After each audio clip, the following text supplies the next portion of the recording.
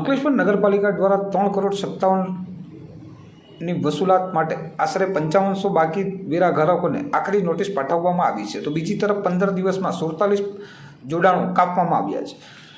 ભરૂચ જિલ્લાની તમામ નગરપાલિકાઓમાં હાલ વેરા વસૂલાત માટે ઝુંબેશ ચાલી રહી છે। અંકલેશ્વરમાં 3,57,00,000ના બાકી વસૂલાત માટે 5500 લોકોને આખરી નોટિસ અપાયા બાદ હવે નળ અને ગટર જોડાણ કાપવાની તથા મિલકતો સીલ કરવાની કામગીરી હાથ ધરાઈ છે।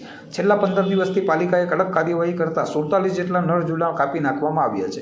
અંકલેશ્વરમાં 35,000 જેટલા મિલકતધારકો પાસેથી પાલિકા મિલકત વેરો, લાઇટ વેરો, સફાઈ વેરા સહિતના વેરાઓની વસૂલાત કરવામાં આવે છે। નાણાકીય વર્ષ 2023-24માં 9.32 કરોડનો લક્ષ્યાંક નક્કી કરવામાં આવ્યો હતો, જેની સામે હાલ 5.75 કરોડની વસૂલાત થઈ છે।